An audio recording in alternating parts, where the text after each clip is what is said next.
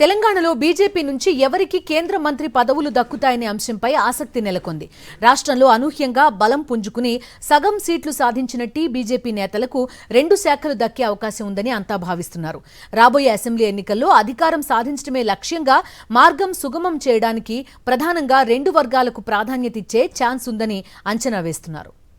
కేంద్రంలో మూడోసారి కొలువు తీరనున్న ఎన్డీఏ ప్రభుత్వంలో ఈసారి తెలంగాణకు 2 కేబినెట్ బెర్తులు దక్కే అవకాశం ఉన్నట్టు తెలుస్తోంది.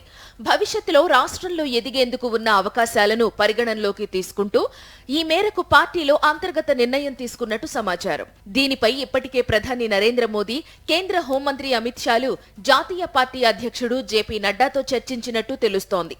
పార్టీలో సీనియారిటీ, విధేయత, కులాల సమీకరణలు దృష్టిలో పెట్టుకుని ఒక రెడ్డి, మరొక బీసీ సామాజిక వర్గ నేతకు కేబినెట్లో చోటు కల్పించే అవకాశాలు కనిపిస్తున్నాయి.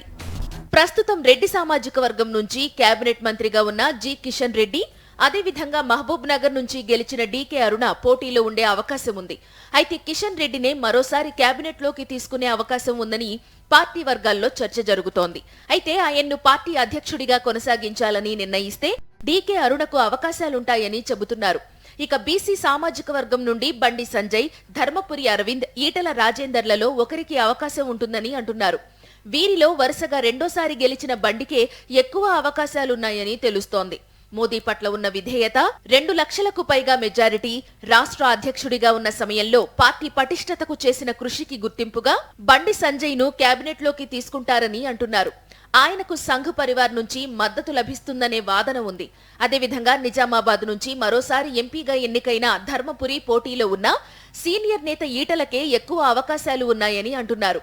అయితే ఈటల తొలిసారి ఎంపీగా ఎన్నికవడం, పార్టీలో చేరి ఎక్కువ కాలం కాకపోవడం వంటి అంశాలు ప్రతికూలంగా మారే అవకాశం ఉందనే వాదన వినిపిస్తోంది. మొత్తంగా తెలంగాణలో వేగంగా బలపడుతున్న బీజేపీ వచ్చే ఎన్నికల్లో అధికారం చేపట్టే దిశగా ప్రణాళికలు రచిస్తున్నట్లు తెలుస్తోంది. ఇందులో భాగంగానే కేంద్ర కేబినెట్లో తీసుకునే వారి పేర్లపై మరో 2 రోజుల్లో స్పష్టత వచ్చే అవకాశం ఉందని అంటున్నారు. ఈ నెల 8 లేదా 9న ప్రధానిగా నరేంద్ర మోదీ ప్రమాణ స్వీకారం చేయనుండగా అంతకు ముందే మంత్రి పదవులపై స్పష్టత రావొచ్చని బీజేపీ వర్గాలు చెబుతున్నాయి.